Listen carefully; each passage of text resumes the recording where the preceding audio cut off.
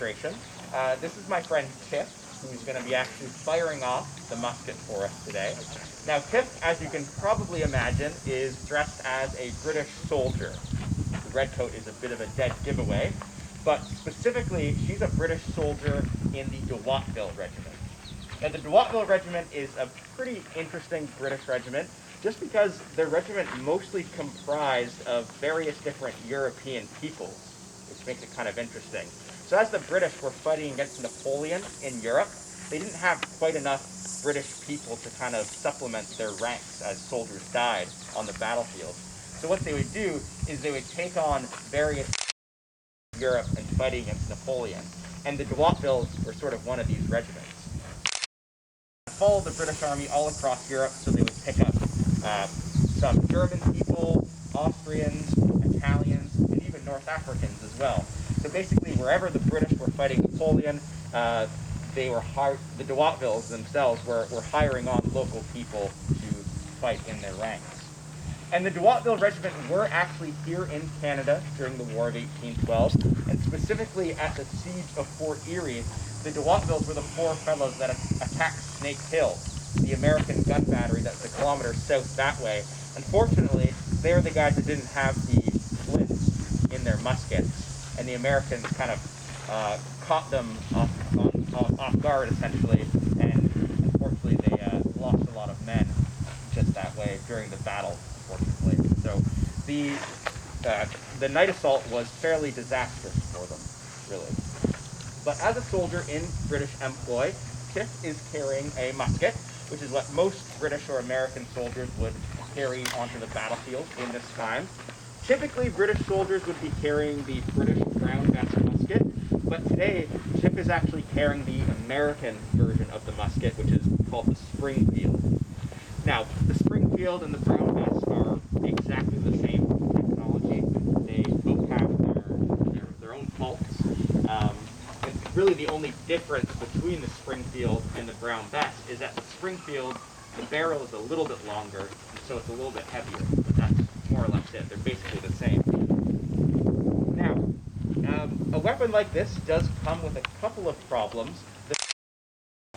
That's because of the ball that you actually fire out of the barrel of the weapon is much smaller than the barrel. So basically when you fire that ball out, it's going to bounce around a couple times and then come out any which way. So these muskets are typically only accurate up to about 75 yards. But because the ball is smaller than the barrel, you can load these muskets really, really quickly. So a well-trained British or American soldier would probably need to fire this weapon every 15 seconds or so, which happens. So although it's a really inaccurate weapon, you can load it really, really quickly. Now, as you may have noticed when Chip was actually showing you the weapon as well, it does have an exposed firelock mechanism, which means that that flint is exposed to the elements, and so is the pan, which is where you put your powder. So in the event that you have a rainy day, for example, if your flint gets wet, your musket's simply not going to go off. So that's another big problem with the weapon, is that it's exposed to the weather, and sometimes on really, really rainy days, they would actually have to postpone battles, kind of like how you postpone a baseball game today.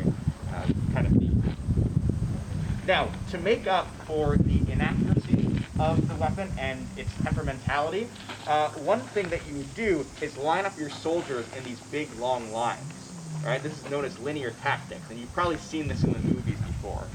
So you line up your men in these big, long lines, and essentially the idea behind linear tactics is although sometimes the muskets aren't going to work, and although they're really inaccurate, if we line up enough men in a big, long line, we're going to be sending a wall of lead across that field.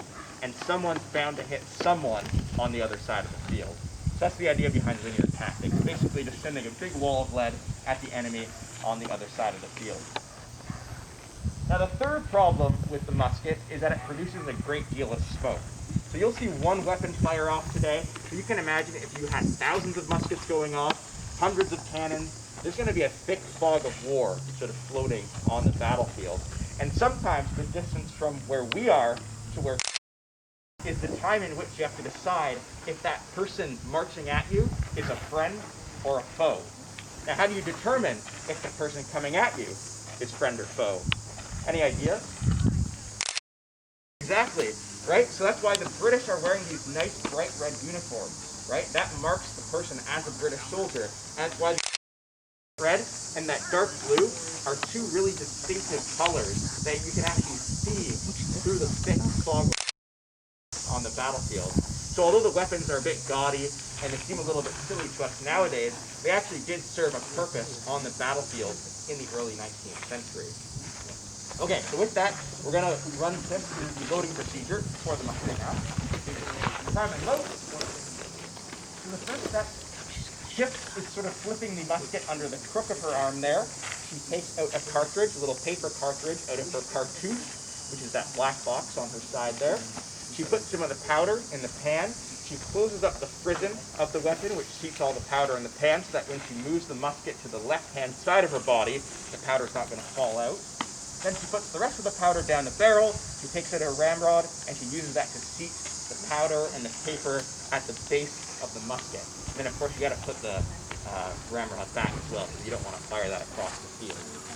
And now she's more or less ready to fire.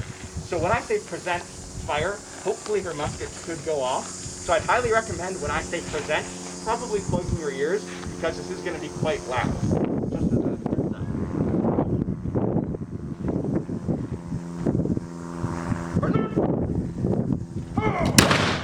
Arm and load. All right. That's one shot from the musket there. Now, although Chip is loading this weapon standing up, you could actually load it from the knee or even laying on your back or on your stomach. It's a bit more difficult to load it from the knee, stomach, or back. And of course, loading it standing up is the fastest way to do it, but it still was possible to load it in these various different positions. And you can probably imagine why loading it from the knee, for example, would be a bit more beneficial, because it makes you a much smaller target and you're a bit more difficult to hit, right?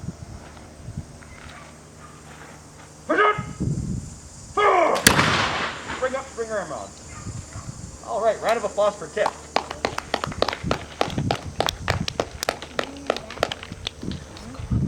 So, does anyone have